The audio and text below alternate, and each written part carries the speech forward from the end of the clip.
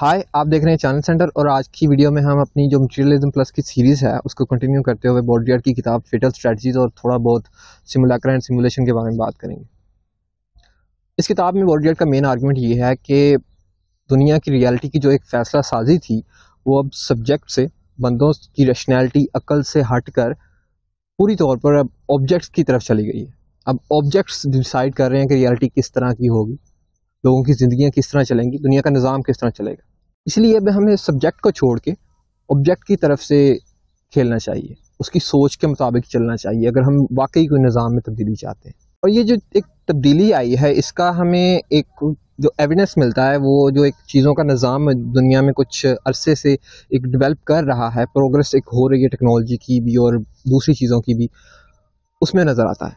इंसानी अकल और साइंटिफिक लॉज जो हैं वो इंसानी अकल को अब सर्व करते, उसकी मदद करते, जो एक हमारे ह्यूमैनिटी के, इंसानियत के कुछ गोल्स हैं, कलेक्टिव हैप्पीनेस, सॉलिडारिटी और इक्वालिटी जैसे, उनको वो सर्व करते नज़र नहीं आते, बल्कि पावर की एक वेपन बनते नज़र आते हैं। जो लोग लीडर की डेफिनेशन के बिल्कुल ऑपोजिट हैं उनका दोबारा राइज हो रहा है, डेमोक्रेसी को जवाल आ रहा है। इंसान का अपनी ज़िंदगी के जो एक फ़ैसले करने होते हैं उस पर इख्तियार ख़त्म हो रहा है। वक्त ऐसे गुजरा है जैसे कि वो लीनियर ना हो बल्कि साइक्लिकल टाइम हो, एक ही किस्म के वाक़यात बार बार हो रहे हैं और जो भी फिनोमेना हो रहे हैं उनके जो वजूहात हैं उनको ट्रेस करना ज़्यादा से ज़्यादा मुश्किल हो रहा है। कम्प्लेक्सिटी बढ़ रही है, एम्बिग्विटी बढ़ रही है, जैसे कि हमने पिछली वीडियोस में बात की थी। और चीज़ों की डेवलपमेंट जो हो रही है, किसी भी टेक्नोलॉजी की ईजाद, डिस्कवरी, उनका एंड गोल क्या है वो ख़त्म हो रहा है, वो किसी को कोई आइडिया नहीं है। ऐसी सूरत में इंसान के साथ जो भी वाक़यात होते हैं उनके जब वो काजेज़ नहीं ढूंढ पाता, काजेज़ से उनको एक्सप्लेन नहीं कर पाता हादसात को, तो वो ऐसी सूरत में तकदीर का सहारा लेता है। जो होना है वो होकर ही रहना है।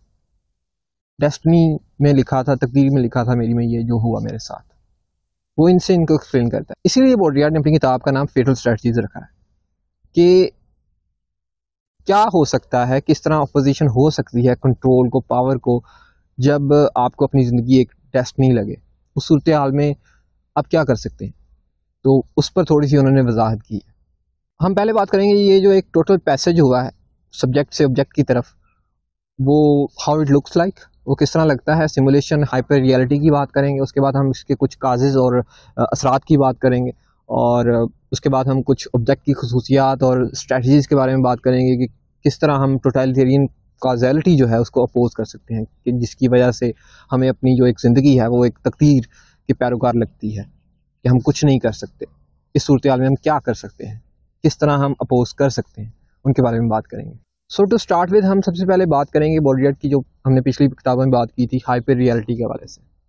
किस तरह हमारी जो रियलिटी है वो असल में हाइपर रियलिटी है, रियलिटी खो चुकी है, और हाइपर रियलिटी असल से भी असल है, रियलिटी से भी रियल है।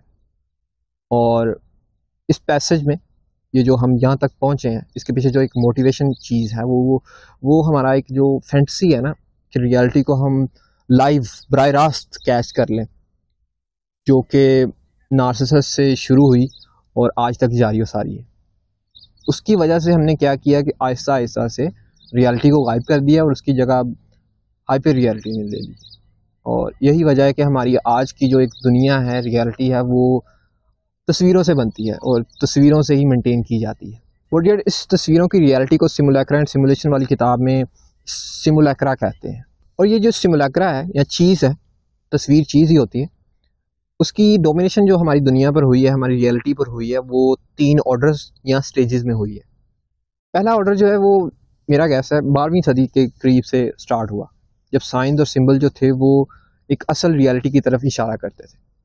अगर आप कोई रियलिटी रिप्रेजेंट कर रहे हैं साइंस और सिंबल के थ्रू, तो वो एक रियलिटी थी उसके पीछे, और वो एक रेफरेंस थे प्योर। जैसे कि कोई बंदा है, वो एक इलाके में है, उसमें सफ़र करना होता है, तो क्या है कि वो रास्ते जो है वो कभी कभी भूल जाते हैं बंदे, ठीक है। सॉर्ट ऑफ रेफरेंस रखने के लिए उन्होंने क्या किया कि उस जो इलाके का एक मैप, एक नक्शा बना लिया। सो वो जो नक्शा था वो एक रियलिटी की तरफ पॉइंट आउट कर रहा था, वो एक इलाके का नक्शा था। इसी तरह से लोगों ने लैंटर्न बनाई, मशाल बनाई, एक सिमुलेशन बनाई लाइट की, दिन की, सो वो भी एक रियलिटी थी जिसकी तरफ पॉइंट आउट कर रही थी चीज़ें। दूसरा ऑर्डर जो सिमुलैक्रा का है वो बड़ा इंटरेस्टिंग है। वो तकरीबन 15वीं सदी से शुरू हुआ और इसमें जो साइंस और सिंबल थे वो रियलिटी को ख़राब करके रिप्रेजेंट करना शुरू हो गए या उसे बढ़ा चढ़ा के एग्जैजरेट करके रिप्रेजेंट करना शुरू हो गए। वो रियलिटी पर एक मास्क बनाना शुरू हो गए, मगर उस मास्क के पीछे जो साइंस और सिंबल एक रियलिटी रिप्रेजेंट कर रहे थे उसके पीछे एक असल रियलिटी थी। जैसे कि इसमें आते हैं इनलाइटमेंट एज आई, उसमें रीज़न को प्रेफर किया गया। उसके बाद एक आइडियोलॉजिकल सीरियसनेस थी जंगों में, जैसे कि नेपोलियनिक वार्स थी। उनके पीछे एक रियलिटी थी कि वो क्यों जंग लड़ना चाहते हैं। इसके अलावा सोशल कॉन्ट्रैक्ट्स थ्योरीज आई, वो भी एक रियलिटी को रिप्रेजेंट कर रही थी। अगर हॉब्स ने थ्योरी दी थी कि यार स्टेट जो होती है ना वो सिक्योरिटी की बुनियाद पर बनती है, हम सोशल कॉन्ट्रैक्ट अगर करते हैं तो वो सिक्योरिटी की बुनियाद पर करते हैं, तो उसके पीछे उसने वजह बताई कि क्यों मोनार्की जो थी वो रूल कर रही थी। मोनार्क था उस टाइम इंग्लैंड में। इसी तरह से फ्रॉइड की अनकॉन्शियस की थ्योरी साइकोएनालिसिस, वो भी सॉर्ट ऑफ उसमें भी बताया गया कि आपकी डिज़ायर्स फैटिशेस होती हैं, वो रियल होती हैं और आप फैंटेसी में रह रहे होते हैं, मगर उसके पीछे एक रियलिटी होती है और रियलिटी डिस्कवर करनी होती है। आपकी फैंटेसी ने मास्क की होती है रियलिटी, ठीक है। और इसके अलावा जो कॉन्सेप्ट्स आए हमारे pass through French revolution, sort of equality, fraternity और सॉलिडारिटी, ये भी सॉर्ट ऑफ इनके पीछे भी एक रियलिटी थी। फ्रेंच रेवोल्यूशन इसकी मिसाल है। अच्छा, सेकंड ऑर्डर में एक और इंटरेस्टिंग फीचर जो आया नया, वो ये आया कि चीज़ों की ना एक हदबंदी की गई, चीज़ों की, वैल्यूज़ की, मुख्तलिफ कॉन्सेप्ट्स की, आइडियाज़ की, और मुआशरे में इस्तेमाल होने वाले मुख्तलिफ जो एक फॉर्म्स होती हैं, जैसे कि ये सोशल है, सोसाइटी क्या होती है, क्या होनी चाहिए, या इकॉनमी क्या है, क्या होनी चाहिए, हिस्ट्री क्या है, क्या होनी चाहिए, या इंसान क्या है, क्या होना चाहिए, मर्द क्या है, मैन क्या है, वुमेन क्या है, जेंडर स्टीरियोटाइप्स आए इसमें, जेंडर क्या है वो भी आया इसमें, और ख़वातीन की मूवमेंट्स चली, क्या होना चाहिए औरत को, वो हदबंदी एक होनी शुरू हुई इसमें। अच्छा, ये सारी आइडियाज़ और तस्वीरें जो थी मिलकर इंसान के लिए ना एक सीन बना रहे थे रियलिटी का। जो जो चीज़ अपीयर हो रही है इंसान उसको एक्सप्लेन कर सकता था डिस्कवरीज के थ्रू, साइंस के थ्रू, और इन सारी चीज़ों, टेक्नोलॉजिकल रेवोल्यूशन, इंडस्ट्री रेवोल्यूशन के थ्रू इंसान ने क्या किया कि इस रियलिटी की जो अपीयरेंसेस थे, जो चीज़ें नज़र आ रही थी, उनकी एक मास्टरी अचीव की। ये इंसानियत की वो लकेनियन मिरर स्टेज थी जिसमें एक आइडियल सेल्फ इंसान को नज़र आना शुरू हुई। इंसान ने हाथबंदी की कि ये एक आइडियल सेल्फ होती है मुख्तलिफ तरीक़ों से, और एक sort of sense of completeness, और ये चीज़ें होराइज़न पर नज़र आना शुरू हुई कि हम अचीव कर सकते हैं वो बेहतर मुआशरा, वो कलेक्टिव हैप्पीनेस, वो इक्वालिटी, जिससे मुआशरा बेहतर होगा, जिससे दुनिया बेहतर होगी। और लास्टली इसमें जो चीज़ आती है वो फ्रॉइड का एक कोट बड़ा इसमें रिलेटेबल है कि जिसमें वो कहते हैं कि इंसान पहले दुनिया को समझता था कि वो कायनात का सेंटर है। वो भी हमने कोपरनिकन रेवोल्यूशन से वो भी एक फैंटेसी ख़त्म हो गई। उसके बाद इंसान समझता था कि वो दुनिया का सेंटर है, तो एवोल्यूशन से, डार्विन से वो भी चीज़ फैंटेसी ख़त्म हो गई।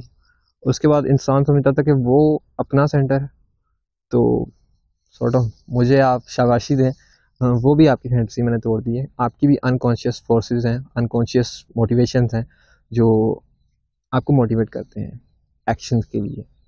और इसके बाद लॉरियट कहते हैं कि तीसरा ऑर्डर है वो अभी मुकम्मल तौर पर नहीं आया, मतलब मुकम्मल तौर पर रियलिटी गायब नहीं हुई, मगर वो 20वीं सदी से शुरू हो गया था।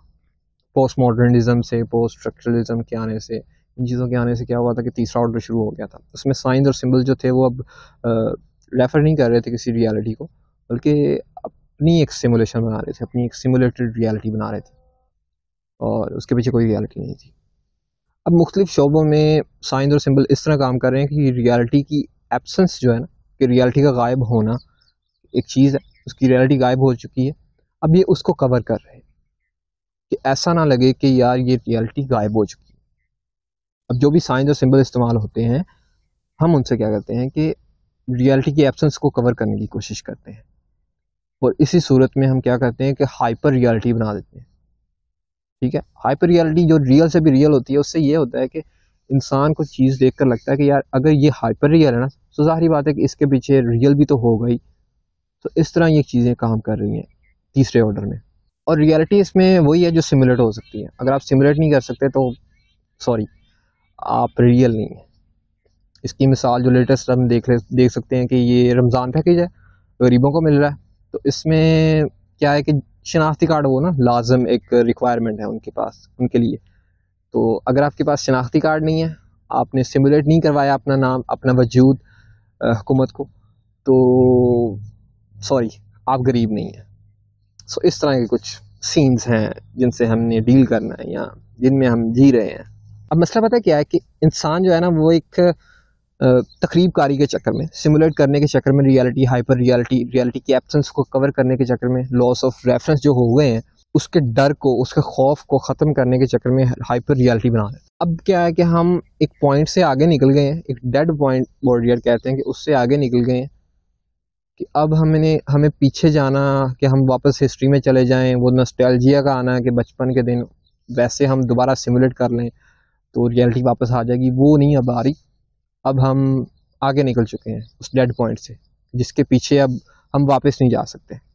अच्छा, इसमें एक बॉर्डियर का अहम जो पॉइंट है वो ये है कि जो भी इल्म हमने अब तक हासिल किया वो हमेशा एक्सक्लूजन से किया है। इसका जो एक इल्म की ऑपोजिट चीज़ थी, इस तरह के साइंस ने अगर तरक्की की तो उसने मैजिक को एक्सक्लूड कर दिया।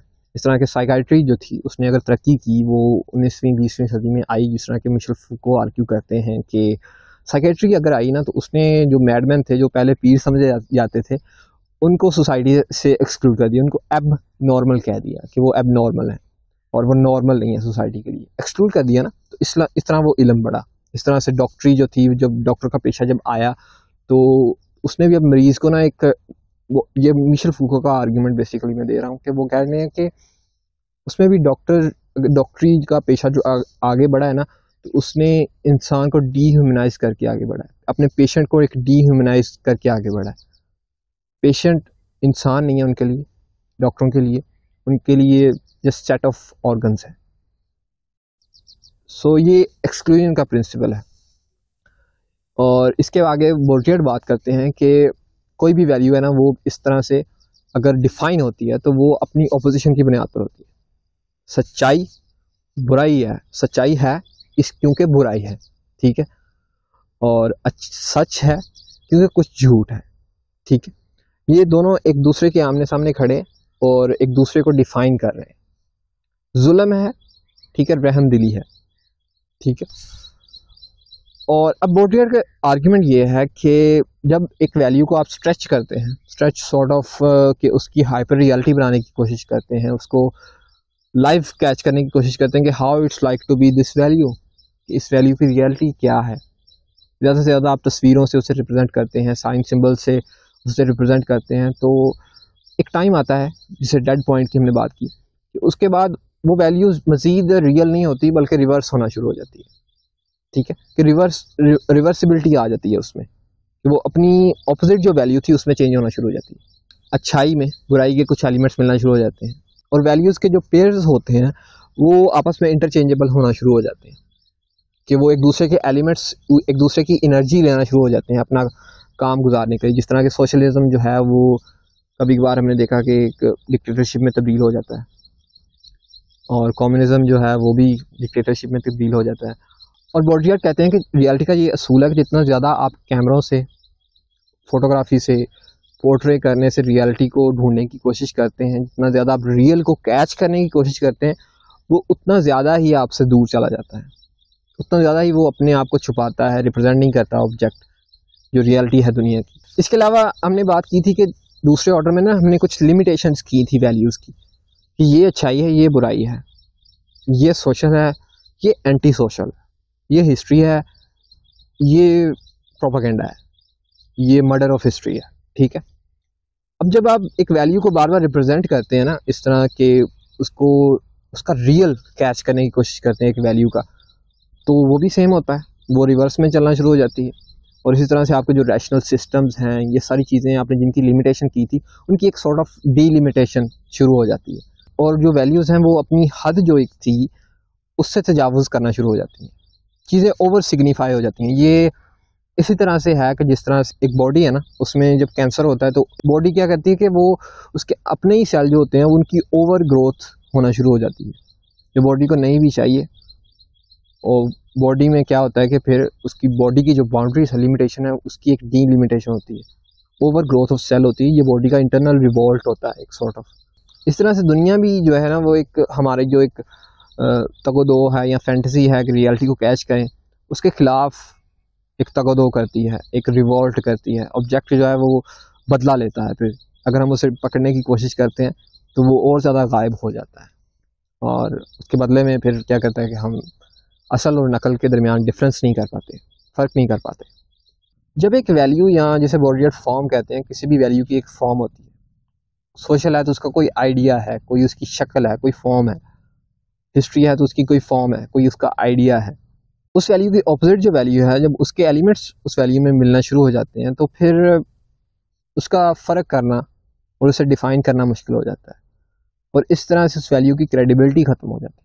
अच्छाई थी ही अच्छाई इसलिए क्योंकि वो बुराई नहीं थी। जब बुराई के एलिमेंट्स या एनर्जी उसने ले ली तो वो अच्छाई नहीं रही।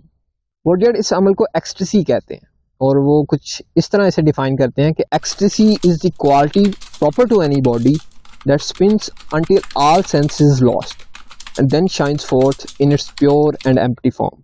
यानी कि एक फॉर्म जो है वो जब डिलिमिटेशन की वजह से एक्सटेसी की हालत में पहुंचती है तो उसका जो एक सिग्निफायर होता है बस वही उसकी वैल्यू रह जाता है, वही उसका काज और इफेक्ट होने की वजह रह जाता है।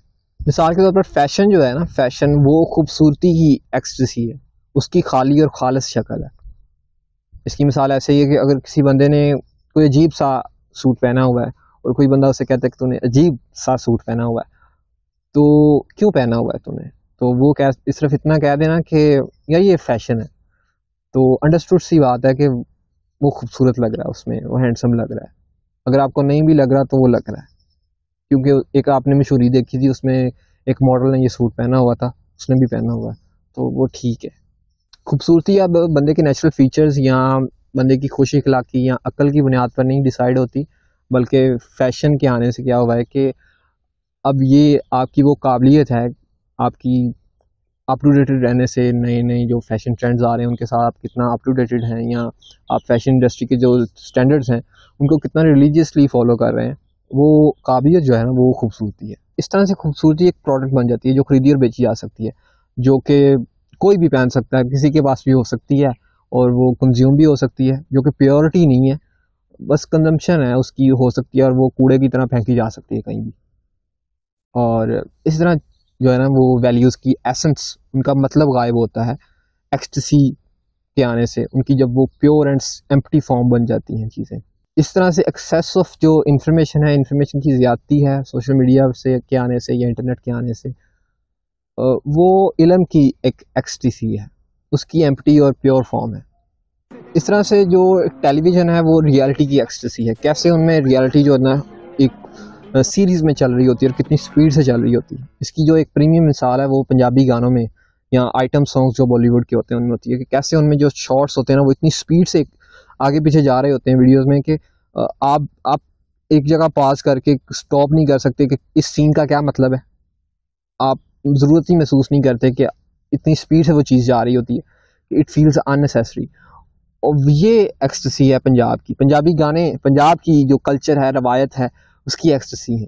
ये एक्सटेसी या किसी वैल्यू की जो कदर है ना, उसका गायब हो जाना, उसके मतलब का गायब हो जाना ही इंसान को असल में फैसिनेट करता है। इंसान सोचता है कि यार देखो कितनी आर्जी दुनिया है ना, क्या हुआ जो कैपिटलिज्म मुझे एक्सप्लॉइट कर रहा है, मैं क्या हूँ यार इस दुनिया के आगे। सोशल मीडिया प्लेटफॉर्म्स जैसे कि ट्विटर और न्यूज़पेपर जो हैं वो पाकिस्तान की सियासत की एक्सटेसी हैं, और ये जो एक ताजदार ख़त्म नबूवत वाली कैंपेन चली है वो अस्वाए हसना जो नबी करीम सल्लल्लाहु अलैहि वसल्लम का था उसकी एक्सटेसी है। इसके अलावा निज़ाम इन प्योर और एम्प्टी फॉर्म्स को क्या करता है कि एज अ कवर अप भी, जैसे कि मैंने पहले बात की, कवर अप इस्तेमाल करता है रियलिटी की एब्सेंस को छुपाने के लिए।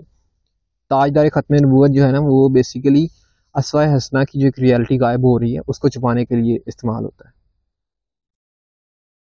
सॉरी, ये गलत बात कह दी, ऐसा नहीं कहना चाहिए। हम एक्सेस ऑफ इंफॉर्मेशन की मिसाल लेते हैं कि कैसे एक्सेस ऑफ इंफॉर्मेशन जो है ना वो एक उसकी जो इल्म की प्योर एंड एम्प्टी फॉर्म है वो इस चीज़ को कवर अप करती है कि रैशनल सिस्टम जो है ना वो मज़ीद लर्निंग प्रमोट नहीं कर रहे, थिंकिंग प्रमोट नहीं कर रहे, वो इल्म नहीं है। और उस इल्म की एब्सेंस को, नॉलेज की जो एब्सेंस है, नॉलेज की रियलिटी की जो एब्सेंस है, उसको कवर अप करने के लिए हम इंफॉर्मेशन को इस्तेमाल करते हैं। इसके अलावा रिवर्सिबिलिटी का एक और फ़ायदा पावर को ये होता है कि जब एक अच्छी वैल्यू है वो बुरी वैल्यू से कुछ एनर्जी लेना शुरू कर देती है, कुछ उसके एलिमेंट्स बुराई के लेना शुरू कर देती है अच्छाई, तो अच्छाई और ज़्यादा फूल जाती है ना। कैंसर से जिस तरह थोड़ा सा इंसान मोटा हो जाता है, ओबीस हो जाता है, जैसे कि हाइपर नेशनलिज्म है। नेशनलिज्म अब एक अच्छी चीज़ है कि एक कौम है, उसकी कोई शनाख्त है, ठीक है, अच्छी बात है। अब कैसे आप उस कौम की शनाख्त के एक जो आइडियोलॉजी है, नज़रिए को लेकर आप आवाम को रैली कर सकते हैं? हाइपर नेशनलिज्म के सिर्फ यही अथेंटिक कौम है और कोई कौम है ही नहीं अथेंटिक, और ये हिंदू देश ही है सॉर्ट ऑफ, या इसराइल का अगर आप हाइपर नेशनलिज्म ले लें कि we are only the only Jewish nation on the planet, therefore we are allowed to do a genocide. ठीक है, और ये मैकेनिज्म इस हद तक जाता है कि बोरियार्ड अपनी किताब सिमुलेक्रा एंड सिमुलेशन में लिखते हैं कि यार पावर जो है ना, पावर वो एक फॉर्म है, वो अपने आप को प्योर एंड एम्प्टी कर सकती है, अपना ही कत्ल कर सकती है, just to get some sort of wujud, some sort of existence and some sort of credibility, legitimacy. He says, power can stage its own murder to rediscover a glimmer of existence and legitimacy. एक मिसाल हमने अपने Instagram के page पर Disneyland के हवाले से भी एक्सप्लेन करते हुए की थी इसी चीज़ को, कि अमेरिका में एक fantasy based, theme based Disneyland बनाया गया, और वो जो एक हाइपर रियलिटी है उस डिज्नीलैंड की, वो ये चीज़ दिखाने के लिए बनाई गई कि यार इसके पीछे ना अमेरिका की कोई रियलिटी है। ये डिज्नीलैंड जो है ना, ये इस चीज़ को कवर अप करता है कि अमेरिका से जो एक रियलिटी है उसकी, वो गायब हो चुकी है। इसके बारे में मज़ीद जानने के लिए आप हमारी ये वाली जो एक वीडियो आ रही होगी यहाँ पे उसे देख सकते हैं।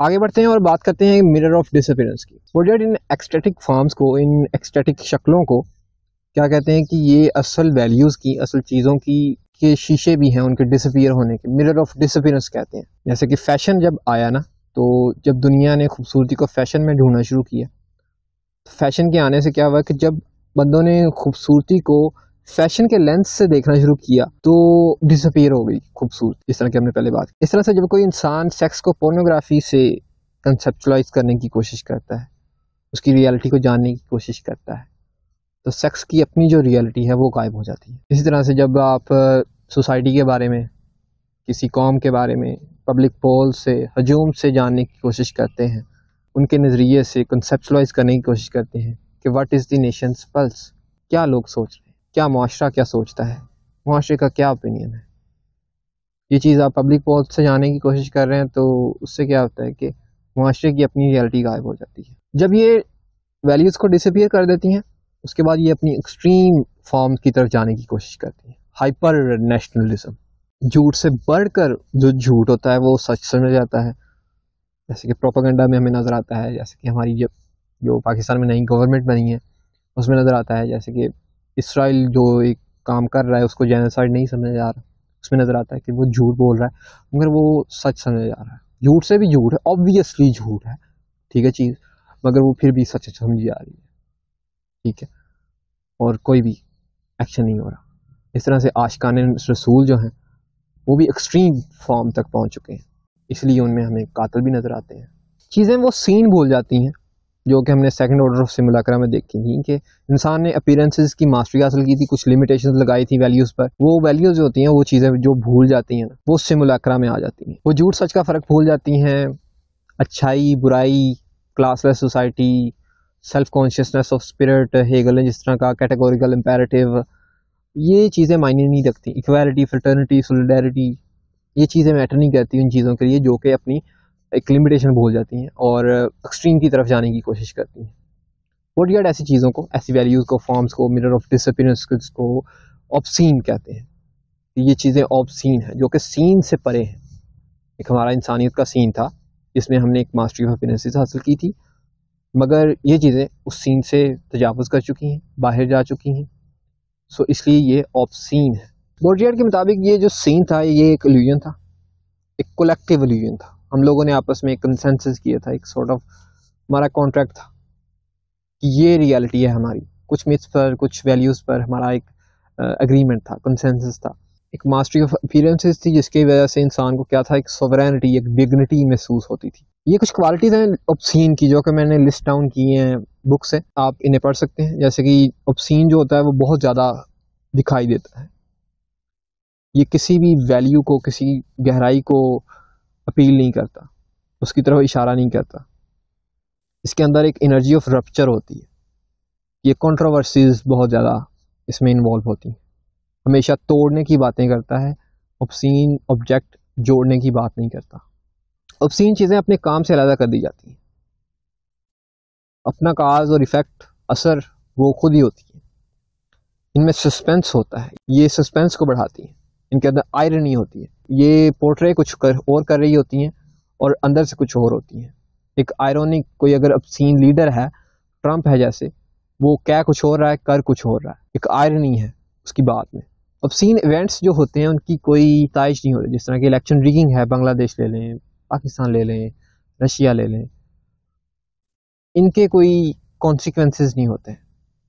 इनके इलेक्शन रिगिंग ब्लेटेंटली विजिबल थी, ऑब्सीन थी वो चीज़, मगर फिर भी उसका कोई नतीजा नहीं हुआ। चोरी जो थी सियासतदानों की वो विजिबल थी, मगर उसका कोई नतीजा नहीं हुआ। और लास्टली ऑब्सीन जो है रियलिटी की एब्सेंस को कवर करने के लिए भी इस्तेमाल होता है। दहशतगर्दी एक ऑब्सीन चीज़, दहशतगर्द जो होते हैं वो रियलिटी का सिमुलेट करते हैं, एक पावर और कंट्रोल की रियलिटी। जो दहशत होती है वो वायलेंस से भी ज़्यादा वायलेंट होती है, ठीक है, उसकी एक्सट्रीम फॉर्म होती है वायलेंस की, तशद्दुद की एक्सट्रीम फॉर्म दहशत होती है। अब स्टेट अपने तशद्दुद से सिर्फ इससे काउंटर नहीं कर सकती टेररिज्म को, दहशतगर्दी को, इसे भी क्या करना होगा कि उतना ही वायलेंट होना पड़ेगा जितना कि दहशतगर्दी है। सो स्टेट क्या करती है फिर, कंट्रोल किस तरह पाती है टेररिज्म पर, वो इसी तरह पाती है कि वो टेरर को ही पूरी स्टेट में, पूरी रियासत में जनरलाइज कर देती है। इसी तरह से वो एक सिक्योरिटी स्टेट बनकर दहशतगर्दी पर कंट्रोल पाती है। कुछ स्टेट्स तो सर्वाइव ही इसी बात पर करती हैं कि वो टेररिस्ट स्टेट्स हैं, जैसे कि इसराइल है, हमेशा वो टेरर बनाकर रखेगी तो ही उसका सर्वाइवल मुमकिन है। इसके अलावा सिक्योरिटी स्टेट्स की एग्जांपल में यूएस आता है, पाकिस्तान आता है। सिक्योरिटी स्टेट दो तरीके से टेररिज्म के साथ डील करती है और दोनों ही तरीके जो हैं वो बहुत ज़्यादा डैमेजिंग है रियलिटी को। पहला तरीका बॉडीगार्ड कहते हैं कार्निवलाइजेशन है, कि एक सोसाइटी या एक नेशन, एक स्टेट जो होती है वो अपने जो अंदर वैल्यूज़ होती हैं, अपने वो जिन वैल्यूज़ पर खड़ी होती है, जैसे कि democracy, free speech, right to information, right equality, इन सब चीज़ों को वो अपने आप को खाना शुरू कर देती है, इन वैल्यूज़ को खाना शुरू कर देती है। वो स्टेट्स में क्या होता है कि जमहूरियत का एक जवाल आना शुरू हो जाता है, उसको एक फ्रीडम ऑफ स्पीच जो है उसको सेंसरशिप आनी शुरू हो जाती है उस पर।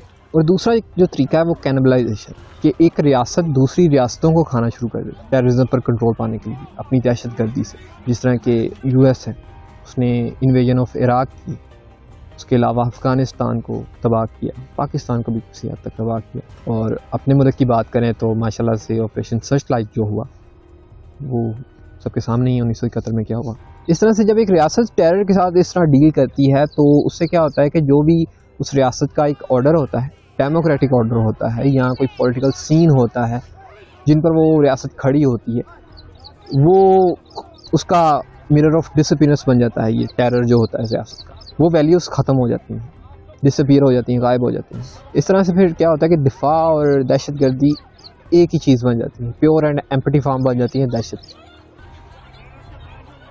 इसके अलावा एक जो होस्टेज होता है किसी भी टेररिस्ट का या टेररिस्ट ऑर्गेनाइजेशन का, वो एक ऑब्सीन ऑब्जेक्ट, वो जिस सिचुएशन में है वहाँ कोई रूल ऑफ गेम नहीं है और उसकी जान उसकी कंट्रोल में तो जारी बात नहीं है, उसको कोई डेस्टिनी नहीं उसका इंतज़ार कर रही, या कोई उसका काज इफेक्ट नहीं है कि जिसकी वजह से वो बच सकता है।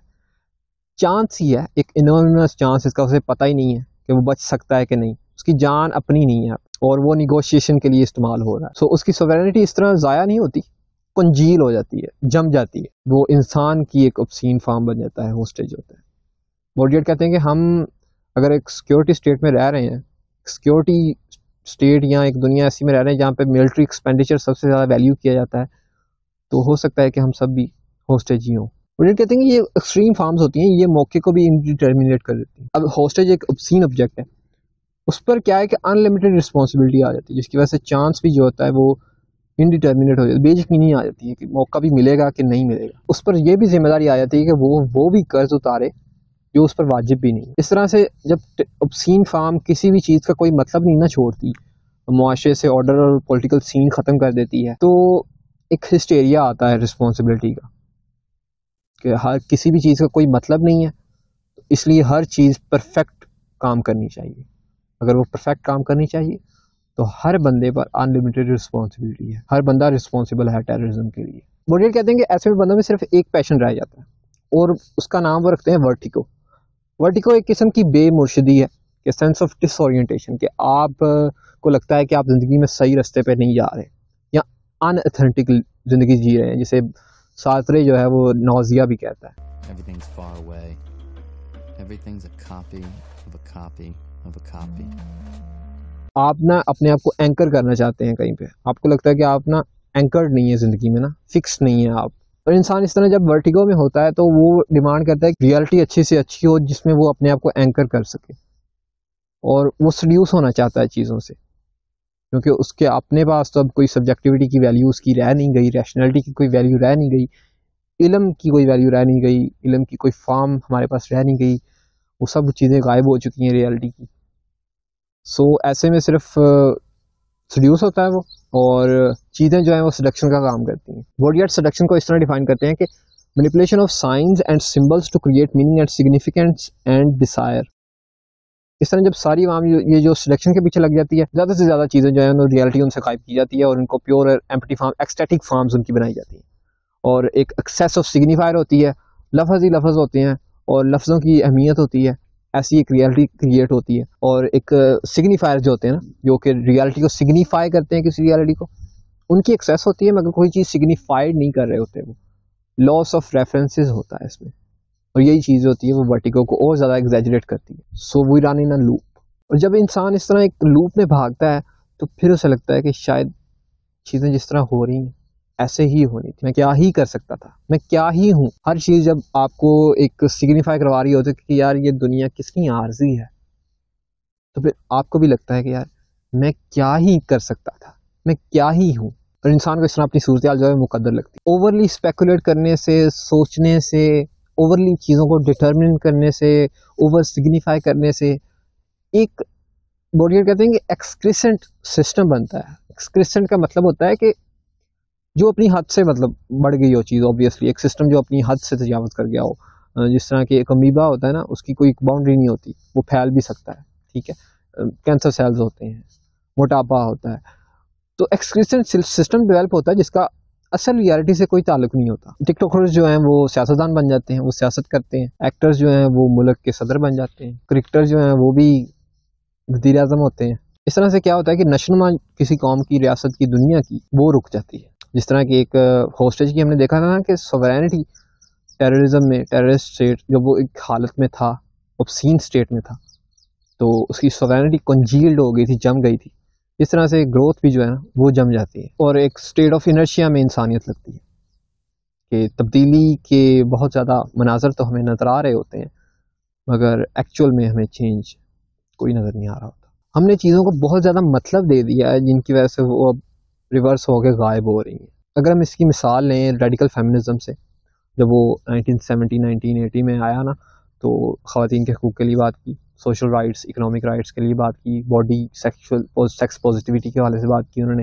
एक उनका नारा था पर्सनल इज़ पॉलिटिकल। उसका मतलब यह था कि जो भी एक ख़तून की ज़िंदगी के साथ हो रहा है, एक उसकी इनफरादी ज़िंदगी है, उस पर बहुत सारे जो एक सोशियो पॉलिटिकल स्ट्रक्चर्स हैं ना, वो भी असरअंदाज हो रहे हैं।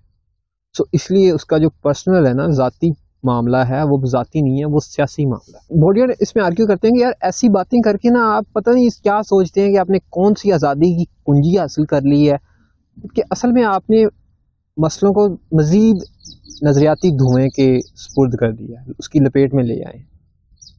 ये चीज़ें, ऐसे कंसेप्ट, ऐसा नॉलेज आज़ाद नहीं करता या कोई चेंज नहीं लेकर आता, बल्कि जो भी मसला होता है उसे एक और घटिया कैटेगरी में ले जाता है। जिस तरह कि हमने वो कमीशंस के वाले से बात की थी ना कि इन्फोर्ड डिसअपीयरेंस पर हुकूमत क्या एक इक़दाम लेती है कि वो कमीशंस बना देती है, हमें लगता है वाह जी वाह बड़ा चेंज आया, या कोई माइनॉरिटीज़ में से बंदा उठा के वो उसे कोटा सिस्टम में ले जाती है तो हमें लगता है वाह जी वाह क्या हो गया जी, बल्ले बल्ले हो गई जी। वो असल में कोई चेंज नहीं आता, ठीक है।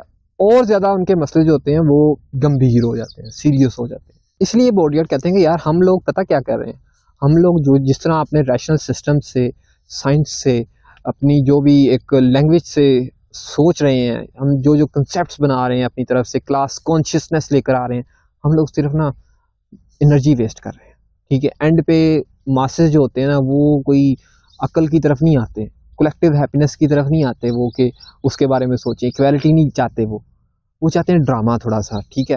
वो चाहते हैं कि यार फन मज़े आते रहे, ठीक है।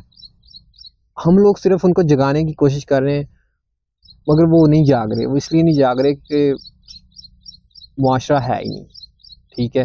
हम चाहते हैं कि मुआशरती इनकलाब आए, उसके लिए मुआशरा होना ज़रूरी है, मगर मुआशरा है ही नहीं, ये तो चीज़ें ही हैं। वो सब्जेक्ट नहीं समझते, जो हमारा एक सोसाइटी है ना उसमें वो नहीं समझते कि वो इंडिविजुअल्स रह रहे हैं।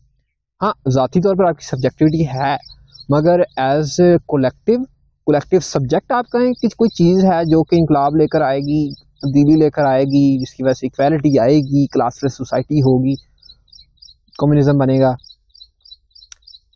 कलेक्टिव सब्जेक्ट नहीं है वो। हेगल वाला जो एक कलेक्टिव सब्जेक्ट था ना, डायलैक्टिक्स की एक मोशन थी, कॉन्शियसनेस थी, वो चीज़ नहीं है। उसकी जगह बॉडीगार्ड कहते हैं कि एक ऑब्जेक्ट है, ठीक है, मास ऑब्जेक्ट है, ठीक है, जिसका हमें पोल्स के ज़रिए, पब्लिक ओपिनियन के ज़रिए पता चलता है, क्योंकि एक ऑब्सीन ऑब्जेक्ट है, ठीक है, एक्सट्रीम फॉर्म ऑफ सोशल है, और वो एक्सट्रीम फॉर्म की तरफ जाने की कोशिश कर रहा है, हाइपर रियल है, उसकी रियलिटी कोई नहीं है। बॉडीगार्ड इसे मजीद एक्सप्लेन करते हैं कि किस तरह ऑब्जेक्ट जो है वो डोमिनेट कर गया सब्जेक्ट पर, दुनिया पर, हमारी रियलिटी पर, हमारी ज़िंदगियों पर। और मगर वो इसके लिए मेटाफिजिक्स की मदद नहीं लेते, कि मेटाफिजिक्स मतलब कि ना कि आप रैशनल काजेज ढूंढते हैं कायनात के, बीइंग के, कि चीज़ें किस तरह वजूद में आई, आप काजेज ढूंढने की कोशिश करते हैं रीज़न इसका इस्तेमाल करके। वो इसकी बजाय पैटाफिजिक्स का इस्तेमाल करते हैं। पैटाफिजिक्स का मतलब है कि आप स्टडी करते हैं इमेजिनरी काजेस चीज़ों के, कि चीज़ों के इमेजिनरी काज क्या हो सकते हैं। एक तो हमारे मटेरियल काजेस है ना, मेटाफिजिक्स में स्टडी करते हैं। पैटाफिजिक्स में स्टडी होता है कि इमेजिनरी काज क्या हो सकते हैं चीज़ों के। इसमें बॉडीगार्ड का हाइपोथेसिस ये था कि यार हो सकता है कि ऑब्जेक्ट ही हमें ट्रिक करने की कोशिश कर रहा हो, कि हम रैशनल यूनिवर्स में रहते हैं जहाँ चीज़ों के रैशनल काजेज होते हैं जिन्हें हम अकल का इस्तेमाल करके जान सकते हैं। जैसा कि अगर हमने ये एक फिनोमेना है ना कि सैलाब आ जाता है किसी इलाके में जहाँ पहले सैलाब नहीं है, तो मेटाफिजिक्स में ये होगा कि हम ढूंढेंगे कि यार क्लाइमेट चेंज है, पुअर गवर्नेंस है, ठीक है, वो लोअर रिपेरियन एरिया है, ठीक है, ये उसके हम मटीरियल काजेज ढूंढने की कोशिश करेंगे। पैटाफिजिक्स में ये होगा कि हम कहेंगे यार ये सैलाब बेसिकली डिस्ट्रॉय करने की कोशिश कर रहा है जो एक रैशनल स्ट्रक्चर्स हैं सोसाइटी के, कि ये इमारतें यहाँ नहीं बन सकती, बन ही नहीं सकती, बस कुदरत नहीं चाहती। इमेजिनरी काजेज ढूंढे ना चीज़ों के, कुदरत नहीं चाहती, कायनात ऐसा नहीं चाहती। ऑब्जेक्ट ही हमें ट्रिक करने की कोशिश कर रहा होगा। ये जो कंसेप्ट हैं जैसे categorical, imperative, liberty, equality, fraternity, brotherhood, उम्मा, में भी ऑब्जेक्ट ही हमें ये ट्रिक करने की कोशिश कर रहा हो कि यार ये मेजॉरिटी ऑफ पीपल जो हैं वो अकल को बड़ा अफसल समझते हैं, ठीक है, और वो ये जो कंसेप्ट हैं इनको रियलाइज़ करने के लिए मेहनत करना चाहते हैं यार, वो स्ट्रगल करना चाहते हैं, वो लाना चाहते हैं कम्युनिज्म को, ठीक है, वो क्लासलेस सोसाइटी बनाना चाहते हैं। मगर असल में मे भी ऐसा ना हो, may be majority of people सिर्फ शो देखना चाहते हो, ठीक है, ड्रामा देखना चाहते हो, चेंज का एक तमाशा देखना चाहते हो, मे बी। एक और इसकी मिसाल ऐसे है कि एक साइकोलॉजिस्ट जो होता है ना वो एक रैट का एडिक्शन का बिहेवियर स्टडी करने की कोशिश करता है, और वो पिंजरा खोलता है ताकि खाना देने के लिए उसे, ठीक है। सो मे बी उसमें साइकोलॉजिस्ट को लग रहा हो कि वो कंट्रोल कर रहा है रैट को, मगर मे बी रैट खाना खाने के लिए साइकोलॉजिस्ट को ट्रिक कर रहा हो उस तरह बिहेव करके जिस तरह के वो साइकोलॉजिस्ट चाहता है। तो इस तरह से वो साइकोलॉजिस्ट को ऑब्जेक्ट, जो रैट हम जिसे ऑब्जेक्ट समझ रहे हैं कि हम उसे कंट्रोल कर रहे हैं, वो हमें ट्रिक कर रहा हो खाना खाने के लिए। ऑब्जेक्ट का भी रवैया कुछ ऐसा ही है दुनिया में। इंसान जितनी ज़्यादा ऑब्जेक्टिविटी लाने की कोशिश करता है, जितना ज़्यादा रियल को लाइव कैप्चर करने की कोशिश करता है, रियल उतना ज़्यादा डिसअपीयर हो जाता है। और फ्रस्ट्रेशन में इंसान क्या करता है कि फिर रियल को सिमुलेट करना शुरू कर देता है, उसकी कॉपी बना लेता है जिससे उसको सहारा होता है, मगर रियल से वो भाग रहा होता है असल में। साइंस अगर किसी चीज़ को स्टडी करती है ना, जो उसका एक साइंटिफिक ऑब्जेक्ट होता है, वो उसे उसकी मखसूस जो कंडीशंस होती हैं जिसमें वो ऑब्जेक्ट एग्जिस्ट कर रहा होता है वहाँ से लाकर लैब में स्टडी करती है, जिससे क्या होता है कि वो ऑब्जेक्ट सिर्फ एक डेड ऑब्जेक्ट रह जाता है, क्योंकि वो अपनी कंडीशंस की जो उसकी कंडीशंस थी ना वजूद की एग्जिस्टेंशियल कंडीशंस थी उसकी वजह से उसका वजूद था। जब उसे लैब में ले आए तो वो एक डेड ऑब्जेक्ट है, और इस तरह से फिर ऑब्जेक्ट जो है ना वो अपना बदला लेता है जब आप उसे लेकर आते हैं लैब में, कि वो अपनी मौत से अपना बदला लेता है। बोडियर लिखते हैं कि in order for a science to live its objects must die, by dying the object takes its revenge for being discovered with its death, defies the science that wants to grasp it. इसलिए अगर इतनी development के बावजूद भी इंसानियत एक sort of inertia की state में है, कोई चेंज हमें नज़र नहीं आ रहा एक्चुअल, तो वो शायद इसलिए है क्योंकि ऑब्जेक्ट अपना बदला ले रहा है। जो भी रेवोल्यूशनरी स्ट्रेटजीज ईजाद की थी इंसान ने इस निज़ाम को, इस दुनिया को, ऑब्जेक्ट को अपोज करने के लिए, वो सारी अब करप्ट या पैरालाइज हो चुकी हैं। सो अब हमारा काम ये है कि हम जो भी नेगेटिव कंडीशंस बन चुकी हैं हमारे लिए, जो भी हालात ऐसे बन चुके हैं जो कि नागुज़ीर हैं, उनको और ज़्यादा गंभीर किया जाए। अच्छा, इसके पीछे लॉजिक बोडियर का ये है कि जिस तरह की होता है ना एक चीज़ या एक वैल्यू की जो लिमिट होती है, जब वो उससे आगे चली जाए, एक्सट्रीम हो जाए, तो उसके बाद वो रिवर्स होना शुरू हो जाती है। ठीक है, ये भी सॉर्ट ऑफ वही आइडिया है कि आप क्या करेंगे यार, पावर को उसकी लिमिट से बाहर लेकर जाए। ठीक है, उसे मजबूर करें कि वो अपनी लिमिट से बाहर जाए, ऑब्सीन हो, शो हो, टू मच विजिबल हो। जब वो टू मच विजिबल होगी ना तो फिर वो वापसी आनी शुरू होगी। ठीक है, नेगेटिव कंडीशन जो बनी हुई है ना फिर वो पॉजिटिव होनी शुरू होगी। हम नेगेटिव कंडीशंस को और ज़्यादा एक्सट्रीम फॉर्म पर लेकर जाएं, ठीक है, और उसके बाद वो आहिस्ता आहिस्ता पॉजिटिव होनी शुरू हो जाएगी। ठीक है, और आगे वो कहते हैं कि यार अगर हम बाकी मतलब कुछ तब्दीली चाहते हैं तो हमें वो करना होगा, जो क्या कहते हैं कि यार ऑब्जेक्ट के साथ ना वो दो भाइयों के दरमियान मिसअंडरस्टैंडिंग हो गई थी, एक रिकन्सिलिएशन करनी पड़ेगी ऑब्जेक्ट के साथ। बड़ा मजा ले लिया आप लोगों ने, बड़ा चस्का ले लिया। असल में दो भाइयों के दरमियान मिसअंडरस्टैंडिंग हो गई थी। जैसे वो सड्यूस करता है इंसानियत को अब तक और सिमुलेक्रा का थर्ड ऑर्डर आने को है, वैसे ही हमें अब क्या करना होगा कि कुछ सडक्शन की स्ट्रेटजीज बनानी पड़ेगी। तारीख में लोगों को हमेशा से पता रहा है कि यार उन पर किसकी डोमिनेशन है। ठीक है, माशरे में जुल्म कहाँ हो रहा है, ज़्यादती किसके साथ हो रही है, और गरीब कौन है, अमीर कौन है, ये तो हमें पता है। ठीक है, क्लास कॉन्शियसनेस की ज़रूरत नहीं है, लोगों को पता है कि उन पर कौन रूल कर रहा है और क्यों कर रहा है। ठीक है, वो कहानी है। ठीक है, उन्हें पता है वो कि कहानी क्या है, मगर लोग इन बुराइयों को ख़त्म नहीं करना चाहते मुआशरे से, क्योंकि बुराइयां ही मुआशरे के वजूद का, लोगों के होने का, लोगों को एक मोटिवेशन टू एक्शन का ज़रिया है। जैसे कि टेररिज्म एक गैर इखलाकी अमल है, हाइपर नेशनलिज्म एक गैर इखलाकी अमल है, इमोरल है। मगर यही दो बुराइयां जो हैं ये इंडिया, इसराइल जैसी रियासतों की कामयाबी का, आगे बढ़ने का राज है। बोडियर लिखते हैं कि competition is stronger than morality and competition is immoral. Fashion is more powerful than any aesthetic and fashion is immoral. Glory, our ancestor would have said, is more powerful than merit and glory is immoral. The debauchery of science in every domain, debauchery होता है तबाह कर देना science को, is much more powerful than reality and the debauchery of science is immoral. तमाशा लगाने से, फनकारियों से क्या होता है कि एक ना रप्चर वाली, एक फिशन वाली एनर्जी निकलती है, डिस्ट्रीब्यूट होती है एनर्जी, जो कि हमारी ये जो थ्योरीज के थ्रू, ह्यूमन रैशनैलिटीज़ के थ्रू हम जो एनर्जी निकालने की कोशिश करते हैं ना, ये लिबर्टी, इक्वालिटी, सॉलिडारिटी, इनसे मैकेनिकल एनर्जी निकलती है। ठीक है, ये डिस्ट्रीब्यूट नहीं होती सोसाइटी में, मगर जो एक रप्चर वाली एनर्जी है ना वो डिस्ट्रीब्यूट होती है सोसाइटी में। लोग इस पर ज़्यादा इंटरेस्टेड नहीं है कि इंसाफ आए या तब्दीली आए, आ जाए ठीक है, ना आए, मगर यह है कि शो चलता रहना चाहिए। सियासतदान एक दूसरे को गालियाँ गलोच और माँ बहन की गालियाँ देते रहे। ठीक है, वो ट्रोलिंग होती रहे, वो काम नहीं रुकना चाहिए। ठीक है, वो बुलिंग होती रहे, वो ड्रामा एक चलता रहे, वो फनकारियाँ करते रहे, एक्टर्स एक्टिंग करते रहे सियासतदान, ये चाहिए अवाम को। सडक्शन होती रहे, वो हमें ऐसा ना लगे कि यार हम हेलुसिनेशन में हैं, एक एंकर पॉइंट मिला रहे। ठीक है, जो एक सेंस ऑफ डिसओरिएंटेशन है उससे हमें उस पर कवर अप रहे, एक ऑब्सीन ऑब्जेक्ट्स का। यही वजह है कि ऑब्सेनिटी जो है ना वो रोज़मर्रा की कैटेगरी बन गई है। लफैब ने कहा था कि एम्बिग्विटी है रोज़मर्रा की कैटेगरी, आज हम कहते हैं कि ऑब्सेनिटी है रोज़मर्रा की कैटेगरी। ऑब्सेनिटी का उर्दू में मतलब शायद बेहयाई होता है। Okay, I will just add an image here. Let's take another example from Pakistan to understand this point of selection. किस तरह डिस्ट्रैक्शन जो है एक मोटिवेशनल फोर्स है और लोग किस तरह बुराई को ज़्यादा पसंद प्रेफर करते हैं। ओके, ये जो एक पीर है ये टिकटॉक पर शाह के नाम से मशहूर है क्योंकि ये लोगों को मौजज़ात की वजह से ना उनका इलाज करता है। इसकी टिकटॉक पर भी फ़ैन फॉलोइंग है।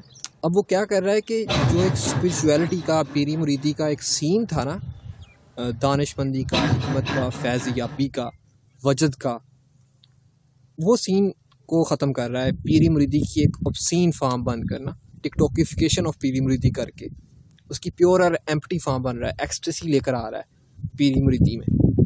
इकरारुल हसन जो एक प्रोग्राम का एंकर है सरेआम का, जिसमें वो मुख्तलिफ इंटरव्यूज़ करता है, जराइम को एक्सपोज करता है, जो बुराइयां हैं उनको एक्सपोज करता है अपनी तरफ से, वो इन्हें एक्सपोज करना चाहते हैं। जारी बात है कि बताना चाहते हैं कि कैसे ये असली पीर नहीं है बल्कि नकली पीर है, और उसके मद्दे मुकाबले उन्हें फिर कुछ रेजिस्टेंस भी शो की और कोई लड़ाई झगड़ा भी इनका उनके साथ हुआ। और इस तरह से इकरारुल हसन जो है वो सीन को बचाना चाह रहा है, मगर सीन है ही नहीं जो वो बचाना चाह रहा है। और इकरार समझते हैं पता नहीं क्या हो जाएगा लोगों को जब पता चल जाएगा कि ये पीर नकली है।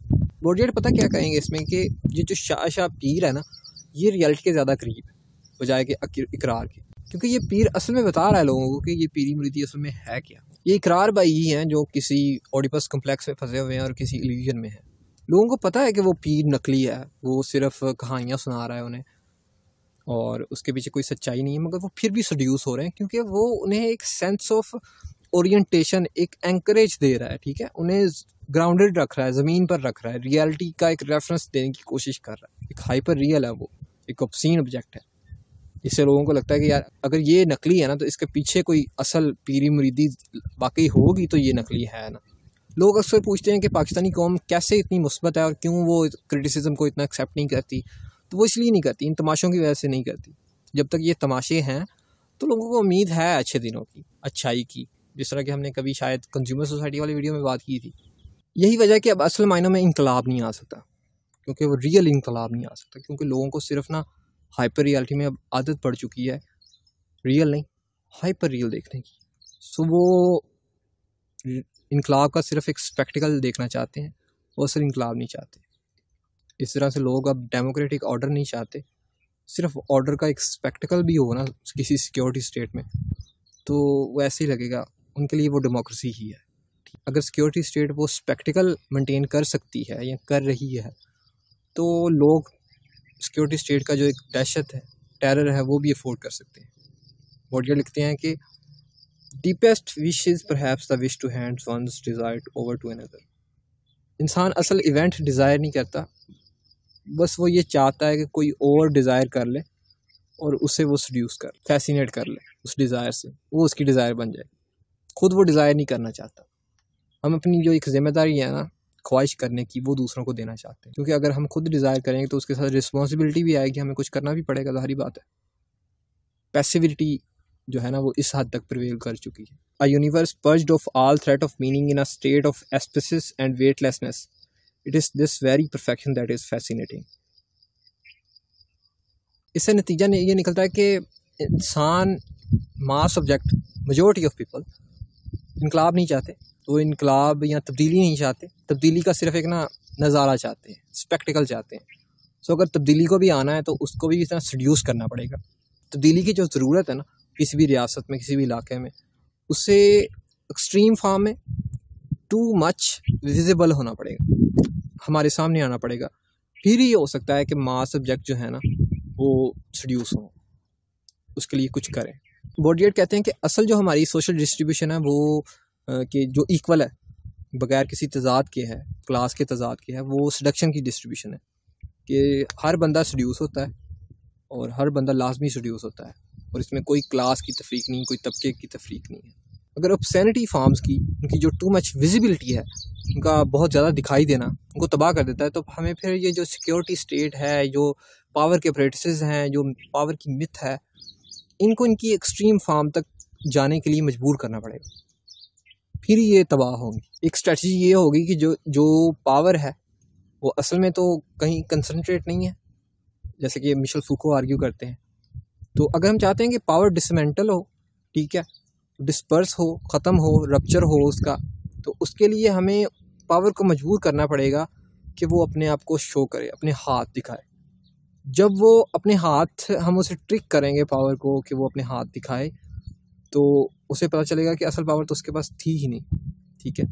इस तरह वो अपने आप को मिस्टेक कर लेगी एज अ रियल पावर। जब वो पावर अपने आप को रियल समझ लेगी तो वो ख़त्म हो जाएगी। जब एक सिस्टम पावर का जो एक सिक्योरिटी स्टेट है, हमें पता है कि यार वो जुल्म कर रहा है, वो किसी के फ़ायदे के लिए, हम उसे मजबूर करेंगे कि वो अपने आप को एज अ मिलिट्री स्टेट, असले वाली state, as a authoritarian totalitarian state जाहिर करे, तो फिर मास ऑब्जेक्ट को पता चलेगा कि यार ये तो ना अपने सेल्फ इंटरेस्ट के लिए काम कर रही है स्टेट, ना ये मुआशरे के लिए काम कर रही है, ना ये कोई कलेक्टिव हैप्पीनेस के लिए काम कर रही है, किसी के लिए भी काम नहीं कर रही। ऐसा जब होगा ना तो फिर तब्दीली की जो ज़रूरत है, फिर हम उसे बना पाएंगे एक ऑब्सीन फॉर्म, एक एक्सट्रीम फॉर्म तक वो पहुंच जाएगी। आखिर में हम ऑब्जेक्ट की कुछ खुसूसियात पर बात कर लेते हैं जिसकी वजह से ये सब्जेक्ट पर बर्तरी हासिल करता है या अफजल है, उससे उसे कंट्रोल कर पा रहा है, दुनिया को कंट्रोल कर पा रहा है। पहली बात तो ये है कि ऑब्जेक्ट जो है ना वो लाफानी है, ठीक है, वो फ़ानी नहीं है, वो इमोर्टल है, ठीक है। वो हमेशा परमानेंट रहना है उसने, हमने नहीं रहना, सब्जेक्ट ने नहीं रहना। और दूसरी बात ये है कि उसकी कोई डिज़ायर नहीं है, उसकी कोई ख्वाहिश नहीं है, वो कोई किसी चीज़ का ख्वाहिशमंद नहीं, और इसी वजह से ये हमें सड्यूस करता है। ऑब्जेक्ट दुनिया सब्जेक्ट को चैलेंज करता है कि वो अपनी बेसिक इंस्टिंक्ट पर ज़्यादा अमल पैरा हो, अपने प्लेयर्स की तरफ उसका रुझान बढ़े सब्जेक्ट का, और सड्यूस हो। वो ऑब्जेक्ट इस बात पर यकीन नहीं करता कि उसकी कोई ख्वाहिश है, ना वो ये समझता है कि उसकी कोई दुनिया में मलकियत है, कोई प्राइवेट प्रॉपर्टी है, और ना ही वो अपनी ऑटोनमी के, अपनी सोवरेनिटी के, अपनी डिग्निटी के दावे करता है जिस तरह के एक सब्जेक्ट करता है, और फिर उसके पीछे वो अपनी सारी ज़िंदगी गुजार देता है। और आखिर में सबसे इम्पोर्टेंट जो बात है ऑब्जेक्ट के हवाले से वो ये है कि ये सब्जेक्ट की तरह अपने अंदर डिवाइडेड नहीं है, इसका कोई सब्जेक्ट की तरह अनकॉन्शियस और कॉन्शियस माइंड नहीं है जो कि इसे कंफ्यूज करता है, इसके मोटिवेशन को उलझाव में रखता है। इसकी मिसाल में सेक्सुअल ऑब्जेक्ट्स आते हैं जिनकी अपनी कोई बज़ाहिर ख्वाहिश ज़ाहिर नहीं होती, और यही चीज़ इंसान को उनके हवाले से फैसिनेट करती है। मास ऑब्जेक्ट जो है, यहाँ हजूम जो है, वो इसलिए अट्रैक्टिव है, फैसिनेट करता है, सड्यूस करता है इंसान को। इंसान उस मास ऑब्जेक्ट से सॉलिडैरिटी की और क्लासलेस सोसाइटी की उम्मीदें लगाता है, इसलिए क्योंकि वो खामोश है, वो अपनी कोई ख्वाहिश ज़ाहिर नहीं करता। यही चीज़ उसमें इंसान को फैसिनेट करती है। मिस्टर बीस्ट जो नंबर 1 यूट्यूबर है, वो इसलिए कामयाब है क्योंकि वो अपनी पर्सनैलिटी को, अपनी सब्जेक्टिविटी को अब प्रेफर नहीं करता यूट्यूब पर शो करना। वो समझता है कि ये चीज़ ग्रोथ के सामने एक रुकावट है। ये कुछ चीज़ें जिसकी वजह से ऑब्जेक्ट जो है वो मेजॉरिटी लोगों को सड्यूस करता है और फैसिनेट करता है, और हमारी जो रियलिटी है इंसानों की उस पर डोमिनेट करता है। बोर्डियर लिखते हैं कि only that which no longer possesses the problem of its own desire can be seductive, कि जो चीज़ अपनी ख्वाहिश का एक बर्डन शो नहीं करती, अपनी ख्वाहिश शो नहीं करती, सिर्फ वही सेडक्टिव हो सकती है। जो अपनी ख्वाहिश का रोना नहीं रोता वही सेडक्टिव हो सकता है, दूसरों की ख्वाहिशात की जिम्मेदारी ले सकता है, और इस तरह वो दूसरों की एक डेस्टिनी बन सकता है, दूसरों का एक मुकद्दर बन सकता है कि यार उसको फॉलो कर रहे हैं। एडवर्टाइजिंग या सोशल मीडिया इन्फ्लुएंसर्स की जो एक कामयाबी है, उसके पीछे राज यही है बेसिकली, कि वो उनकी अपनी कोई डिज़ायर शो नहीं होती, वो ब्रांड्स की डिज़ायर्स को शो करती हैं चीज़ें। दैट्स इट, ये थी आज की वीडियो। यहाँ हम बोर्डियार्ड के काम के हवाले से जो अपनी डिस्कशन हमने शुरू की थी सिस्टम ऑफ ऑब्जेक्ट्स की वीडियो से, वो इख्तिताम को पहुँची, और इसके बाद हम मटेरियलिज्म प्लस की सीरीज़ में किसी और ऑथर की बात करेंगे, शायद डेलूज की बात करें। So stay tuned. अगर आपको ये वीडियो अच्छी लगी है तो do like, share and subscribe. अपने उन दोस्तों के साथ शेयर करें इस वीडियो को जो आपको लगता है कि इस तरह के मौज़ूअ में इंटरेस्टेड होंगे। Thank you.